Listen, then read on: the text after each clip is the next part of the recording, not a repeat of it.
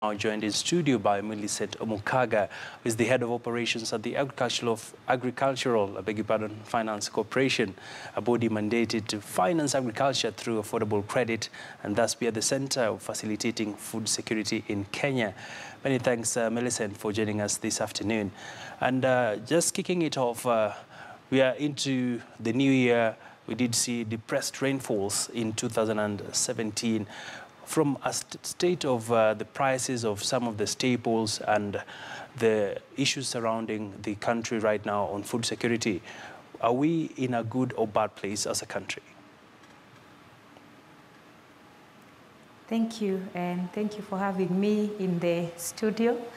You are right when you say that we had an issue with the rainfall in 2017, and the challenge is that many of our farming activities still rely on the natural rainfall, which has proved over time to be unreliable. And that is no different even in 2018.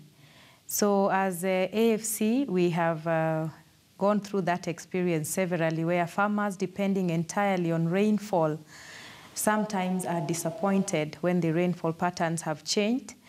And we have moved a lot from just financing rain-fed agriculture to taking part in irrigated farming. As you may have seen, a lot of effort by the government of Kenya to encourage irrigated farming. And some of it is working well for us in the areas of Bura and Hola. And we are looking forward to replicate such success stories in the other parts of this country, where we can reach smallholder farmers and also stop depending entirely on rainfall for agriculture. Mm-hmm. Thank you. And Millicent, looking at the smallholder farmers and the role that AFC plays, talk to us about the issue around affordable credit. How successful has this been? How much have you been able to, for example, lend to farmers? And what are your projections for 2018? Thank you. The issue of lending to smallholder farmers is definitely very paramount to AFC.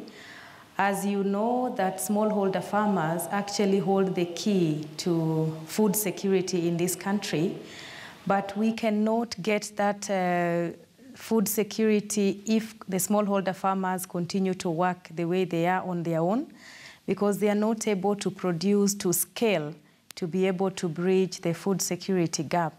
So first, AFC seeks to organize the smallholder farmers in a way that we can finance them sustainably so that their produce can attract the market in the right quality and the right quantity.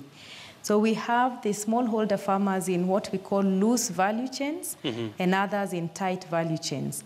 The tight value chains are easier to address with credit, but the loose value chains have to be put together in an organized group so that their produce can meet the market demands.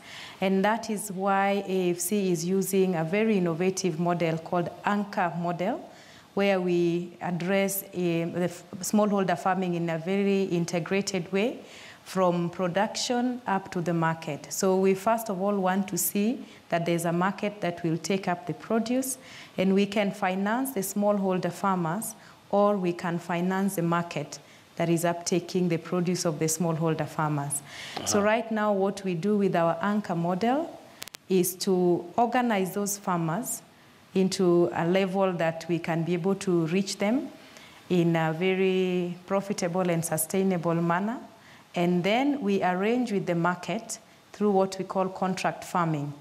So the contract then becomes a collateral for the financing that we give, and we sign an irrevocable remittance order, what we call IRO, mm-hmm. that when the smallholder farmers have produced and the market has obtaken, then payment is given to AFC that then is channeled back to the farmer in a manner that is both profitable to the AFC and to the smallholder farmer. Mm-hmm.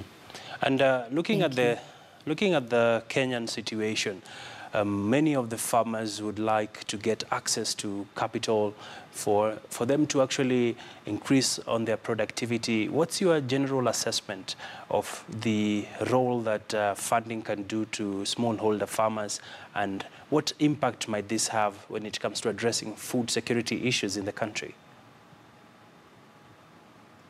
Of course, AFC is at the central place as far as addressing access to credit for the farming in this country, starting with the smallholder farmers. We do finance right from acquisition of land to production to processing, all the way to access to the market. So the role of AFC here is, first of all, for the farmers that don't own land, they can be granted credit to be able to access land or to lease, because the main issue here, we are moving from the emphasis on land ownership to land usage. So if a farmer can access land even on lease to be able to produce, AFC would normally finance. And then we do finance input as well, because the mega cost of production is into the input in terms of certified seeds or even fertilizer. And then we finance the mechanization of the farm. A lot of the losses that the small farmer who goes through is because they are doing things manually. So we are able to finance especially young people to mechanize the farms, even if a tractor or the automatic planters that then can help increase the profitability of the farm produce. But after that, we also are financing the people we call aggregators that are able to put together the farm produce, so that we try as much as possible to reduce the effect of the middlemen. All right. So as far as financing is concerned, we find AFC playing a very vital role, right from farm and farm equipment to production and all the way to access to the market. But we also have a model where we finance agro-dealers so that the farm inputs are able to reach the farmers at the right time. As you may know, that the government has tried to incentivize farming through even subsidized fertilizers that sometimes don't reach the farmers in good time. So an institution, a lender like AFC, then finances the agro-dealers that are able to stock inputs and avail them to the farmers in good time. Thank you. Interesting, and we do look forward to better days in terms of food security for the country. Many thanks, Millicent Omukaga, Head of Operations at the Agricultural Finance Corporation, speaking to us on funding agriculture.